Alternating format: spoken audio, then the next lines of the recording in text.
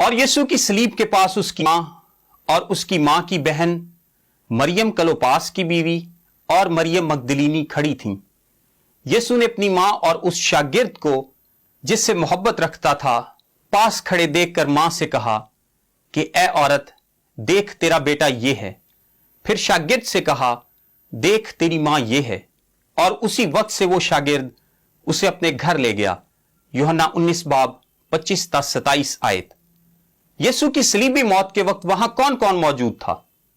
यूसुफ और यीशु के भाई कहां थे? ए औरत कहकर पुकारने से क्या मतलब था?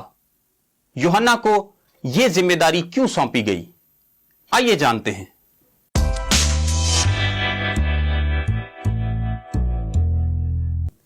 यीशु की सलीबी मौत के वक्त वहां कौन कौन मौजूद था? आयत 25 के मुताबिक वहां 4 औरतें और 1 मर्द यानी यूहन्ना मौजूद थे। सबसे पहले नंबर पर यीशु की मां मरियम, फिर दूसरे नंबर पर सलोमी। सलोमी मुकद्दसा मरियम की बहन का नाम है। यह यीशु के शागिर्दों याकूब और यूहन्ना की मां और जबदी की बीवी थी। यानी याकूब और यूहन्ना यीशु के कजन्स थे। यूहन्ना अपनी मां के साथ वहां मौजूद था, लेकिन उसने उसका नाम नहीं लिखा और यीशु की मां की बहन कहकर पुकारा है। अलबत्ता मरकस 15 बाब 40 आयत में सलोमी का नाम लिखा गया है। फिर तीसरे नंबर पर मरियम जो क्लोपास की बीवी थी। मरियम यीशु के शागिर्द याकूब की मां थी और क्लोपास की बीवी थी। क्लोपास को बाकी अनाजील में हल्फई कहा गया है। इस शागिर्द को मरकस 15:40 में छोटा याकूब कहा गया है। यह यीशु का एक और शागिर्द था। यह शागिर्द तो भाग गया था, लेकिन उसकी मां वहां मौजूद थी। फिर चौथे नंबर पर मरियम मगदलीनी, जिसमें से यीशु ने 7 बदरूहों को निकाला था। और 5वां शख्स वहां पर यूहन्ना था।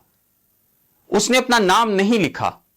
उसने पूरी अंजील में खुद को यह कहकर पुकारा कि वो शख्स जिससे यीशु मोहब्बत रखता था। यूहन्ना के अलावा सारे शागिर्द यीशु को छोड़कर जा चुके थे। इस मौका पर वहां औरतों की मौजूदगी उनके अज़्म और हिम्मत की आला मिसाल है, और यह इससे बढ़कर यीशु के लिए उनकी मोहब्बत का इजहार है। क्योंकि ऐसे शख्स के साथ जिसको एक मुजरम के तौर पर सलीब दी जा रही हो, अपना ताल्लुक जाहिर करने के लिए अज़्म हिम्मत के साथ साथ बेपनाह मोहब्बत का होना भी जरूरी है, और कामिल मोहब्बत खौफ को दूर कर देती है। आइए जानते हैं यूसुफ और यीशु के भाई कहां थे। यूसुफ उस वक्त शायद वफात पा चुका था और मरियम अब एक बेवा थी। यीशु के भाई भी वहां मौजूद ना थे, क्योंकि यूहन्ना 7 बाब उसकी 5 आयत में लिखा है, उसके भाई भी उस पर ईमान ना लाए थे। सो मरियम को अब एक ऐसे सहारे की जरूरत थी जो ना सिर्फ यीशु पर ईमान रखता हो, बल्कि मजबूत ईमान रखता हो। और उस मजबूत ईमान का हामिल वहां एक ही शख्स मौजूद था, जिसका नाम यूहन्ना था। यीशु ने मुकद्दसा मरियम को ए औरत कहकर क्यों पुकारा? अब यीशु ने मरियम से कहा, ए औरत। औरत ना कि मां। औरत कहना सख्त अल्फाज नहीं है। यूनानी मतन में औरत की इस्तलाह का इस्तेमाल इसी तरह है जैसे किसी को मैम या मैडम कहना। यीशु ने अपने बपतिस्मा के बाद जब अपनी जमीनी खिदमत का आगाज किया, तो उसके बाद मुकद्दसा मरियम को मां कहकर कभी नहीं पुकारा। और इस बात का आगाज यूहन्ना 2 बाब में हमें मिलता है। काना गलील में यीशु मुकद्दसा मरियम और शागिर्दों समेत एक शादी में था, और वहां उनकी मैं खत्म हो जाती है। यीशु की मां ने उससे कहा, उनके पास मैं नहीं रही। यह जाहिर है कि जब भी मुकद्दसा मरियम को घर में कोई परेशानी होती थी, वो हल के लिए यीशु के पास जाती थी। यीशु मसीह के पास हर मखमसे और मुश्किल का बेहतरीन हल और जवाब था। वो एक नहायत अक्लमंद, ज़हीन, हिकमत वाला शख्स था, और वो घर में मरियम के साथ रहता था। अब यीशु ने मरियम से कहा, ए औरत। यह वही लफ्ज है जो उसने सलीब पर भी इस्तेमाल किया। यीशु मुकद्दसा मरियम को बता रहा है कि अब हमारा वो रिश्ता नहीं रहा जो अब तक था, और अब यह रिश्ता एक नई सिमत ले रहा है।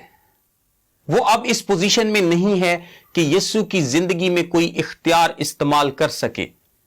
वो अब इस पोजीशन में नहीं है कि वो उसे बताए कि उसे क्या करना है या उसे तजावीज पेश करे या हदायत दे।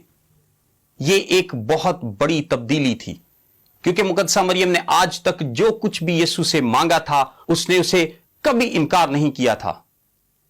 उसने मोहब्बत में उसे हर चीज दी थी।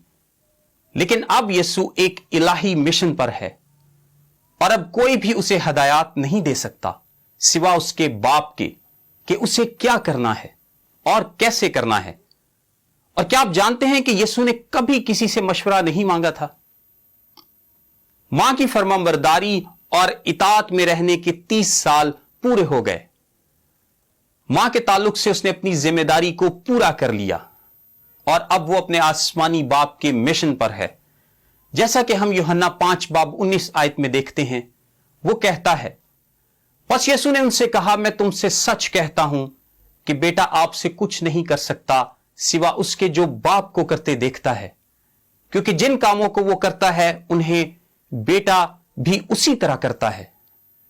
और यूहन्ना 12:49 में लिखा है, क्योंकि मैंने कुछ अपनी तरफ से नहीं कहा, बल्कि बाप जिसने मुझे भेजा उसी ने मुझको हुक्म दिया कि क्या कहूं और क्या बोलूं। और फिर आयत नंबर 50 में है, बस जो कुछ मैं कहता हूं जिस तरह बाप ने मुझसे फरमाया है उसी तरह कहता हूं। वो अपने आप को इस मां बेटे के रिश्ते से जो 30 साल से मौजूद था दूर कर रहा है। अब वो मुकद्दसा मरियम को मां कहकर नहीं पुकारेगा। मां कहकर पुकारना इस रिश्ते को एक तरह से कायम रखने के मुतरादिफ था। औरत कहने से पता चलता है कि मुकद्दसा मरियम का अगला ताल्लुक अब अपने बेटे के साथ नहीं बल्कि खुदा के बेटे के साथ होगा।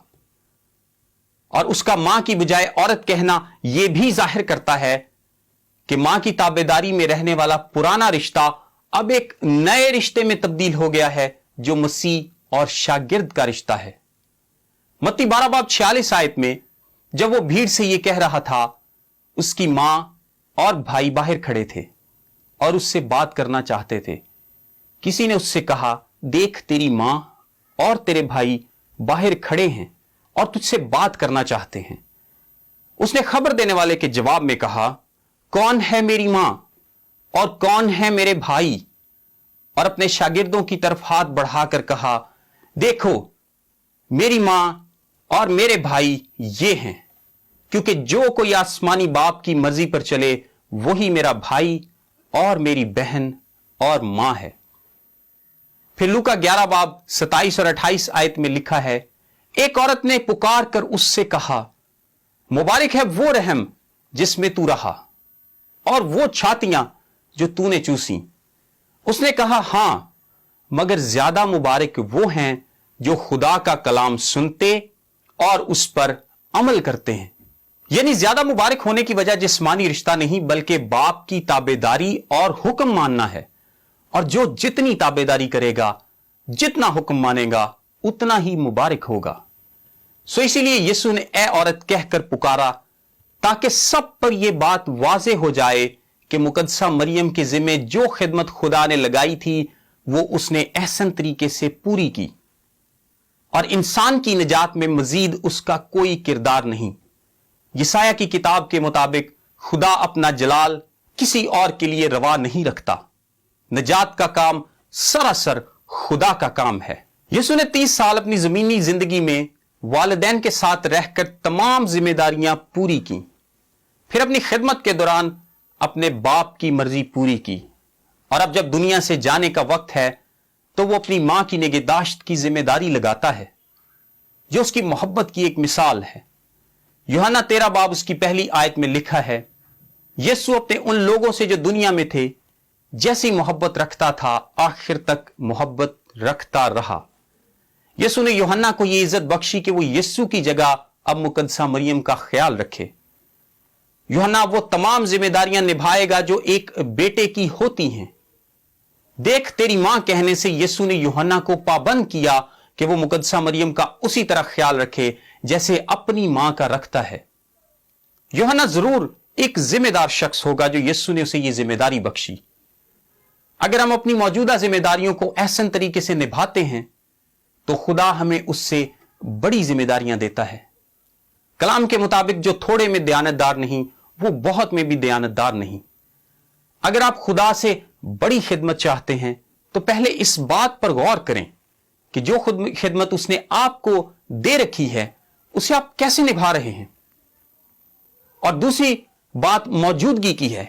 यूहन्ना वहां मौजूद था तो उसे यीशु ने यह जिम्मेदारी सौंपी। मेरी दुआ है कि खुदा हम सबको अपने वालिदैन का बिल्कुल इसी तरह ख्याल रखने का फजल अता करे जिस तरह यीशु मसीह ने रखा। खुदा आप सबको बरकत दे। आमीन।